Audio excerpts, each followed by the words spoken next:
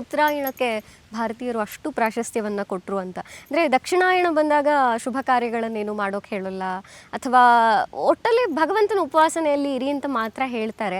ಆದರೆ ಉತ್ತರಾಯಣ ಆರಂಭವಾದ ತಕ್ಷಣ ಮದುವೆ ಸೀಸನ್ ಆರಂಭವಾಗುತ್ತೆ. ಮದುವೆ, ಮುಂಜಿ ಇತ್ಯಾದಿ ಕಾರ್ಯಗಳನ್ನು ಉತ್ತರಾಯಣದಲ್ಲಿ ಮಾಡಿ ಅಂತ ಹೇಳೋಕೆ ಕಾರಣವೇನು ಗುರುಗಳೇ? ಈಗ ಉತ್ತರಾಯಣದಿಂದ ಮುಂದಕ್ಕೆ ಹೋದಾಗ ನಿಮಗೆ ಭೂಮಿಯಲ್ಲಿ ಸಮೃದ್ಧವಾದ ಬೆಳೆ ಬಂದಿರುತ್ತೆ, ಭೂಮಿಯಲ್ಲಿ ಸೂರ್ಯನ ಶಾಖ ಜಾಸ್ತಿ ಆಗ್ತದೆ, ಋತುಮಾನಗಳು ಬದಲಾವಣೆ ಆಗ್ತದೆ. ಶಿಶಿರ ಋತು ಅನ್ನೋ ಚಳಿಯಿಂದ ಬಂದಂತಹದ್ದು ನೀವು ಗ್ರೀಷ್ಮ, ಹೇಮಂತ, ವಸಂತ ಋತುಗೆ ಹೋಗ್ತೀರಿ.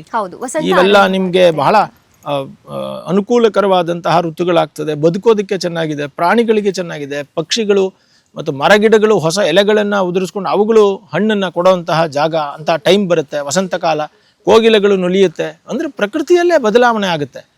ಈ ಋತುಮಾನದಲ್ಲಿ ಮಳೆಗಾಲ ಕಡಿಮೆ, ಸೊ ಬೇಸಿಗೆಯನ್ನು ತುಂಬ ಜಾಸ್ತಿ ಇರಲ್ಲ, ಮತ್ತು ಇವಾಗ ತಾನೇ ಆರಂಭವಾಗ್ತಾ ಇರುವಂತಹ ತುಂಬ ಚಳಿನೂ ಇರಲ್ಲ. ಸೊ ಹೀಗೆ ಮನುಷ್ಯನ ಏಳ್ಗೆಗೆ, ಜೀವನಕ್ಕೆ ಕಾರಣವಾಗುವಂಥದ್ರಿಂದ ಇತರ ಸಮಯದಲ್ಲೇ ಜಾಸ್ತಿ ಉತ್ಸವಗಳು, ಆಚರಣೆಗಳು ಎಲ್ಲ ಇರ್ತವೆ. ಅದು ಅಲ್ಲದೆ ಈಗಾಗಲೇ ಕಟಕ ಮಳೆಗಾಲದಲ್ಲಿ ಹಾಕಿರುವಂತಹ ಬೆಳೆಗಳೆಲ್ಲ ಅದು ಚೆನ್ನಾಗಿ ಪೈರು ಹೊಡೆದು ಬೆಳೆಯನ್ನು ಕೊಟ್ಟು ನಿಮಗೆ ಬೆಳೆ ಬಂದಿದೆ. ಇದು ಸಂಭ್ರಮದ ಕಾಲ, ಸುಗ್ಗಿಯ ಕಾಲ. ಸುಗ್ಗಿ ಅಂದ್ರೇನು? ನೀವು ಹಾಕಿರುವ ಫಸಲು ಅಂದರೆ ಬೀಜ ಫಸಲನ್ನು ಕೊಟ್ಟಿದೆ. ಈ ಫಸಲನ್ನು ನೀವು ಉಣಬೇಕಾಗಿರುವಂತಹ ಟೈಮು. ದಕ್ಷಿಣಾಯನದಲ್ಲಿ ಇದಿಲ್ಲ. ಇದು ಮಳೆ ಬೀಳ್ತಾ ಇರುತ್ತೆ, ಕಾರ್ಗತ್ತಲ ಲೆಕ್ಕಾಚಾರಗಳಿರ್ತವೆ. ಆಗ ತಾನೇ ಭೂಮಿಯಲ್ಲಿ ಬೀಜ ಬಿತ್ತನೆ ಮಾಡ್ತೀರಿ. ಆ ಸಂದರ್ಭದಲ್ಲಿ ನೀವು ಈ ಕೆಲಸಗಳನ್ನು ಮಾಡೋಕ್ಕಾಗಲ್ಲ. ಇದು ಒಂದು ವೈಜ್ಞಾನಿಕ ಚಿಂತನೆ. ಅದರ ದೈವಿಕವಾಗಿ ನೋಡೋದಾದರೆ ನಮ್ಮ ಶಾಸ್ತ್ರ ಪುರಾಣಗಳ ಪ್ರಕಾರವೂ ಕೂಡ ಉತ್ತರಾಯಣ ಅನ್ನೋದಿದೆಯಲ್ಲ, ಇದು ದೇವಯಾನ. ದೇವಯಾನ ಅಂದರೆ ದೇವತೆಗಳ ಮಾರ್ಗವಾಗಿರುವಂತಹ ಒಂದು ಭಾಗ. ಅದಕ್ಕೆ ದೇವರು ಭಗವಂತ ಎದ್ದು ಪೂರ್ಣವಾಗಿ ಯೋಗನಿದ್ರೆಯನ್ನು ಬಿಟ್ಟು ಪೂರ್ಣವಾಗಿ ಇರ್ತಾನೆ.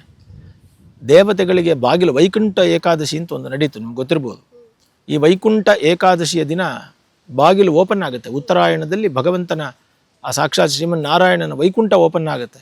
ಉತ್ತರದಲ್ಲೇ ಇರೋದು ಕೈಲಾಸ ಶಿಖರೇ ರಮ್ಯೆ ಅಂತ ಬರ್ತದೆ, ಅದು ಉತ್ತರದಲ್ಲೇ ಇರೋದು.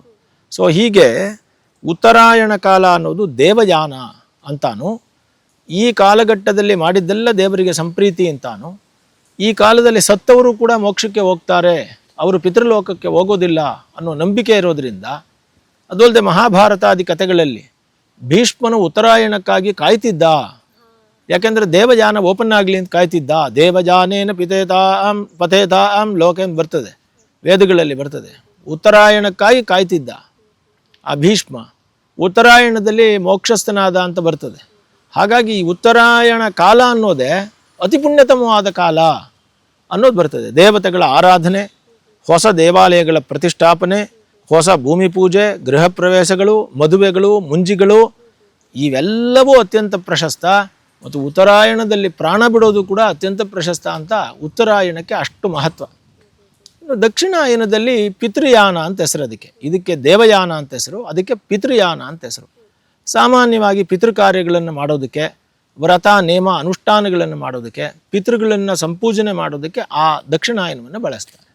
ಹೀಗೆ ನಮಗೆ ದಕ್ಷಿಣಾಯನ ಕಮ್ಮಿ, ಉತ್ತರಾಯಣ ಜಾಸ್ತಿ ಅಂತೇನಿಲ್ಲ.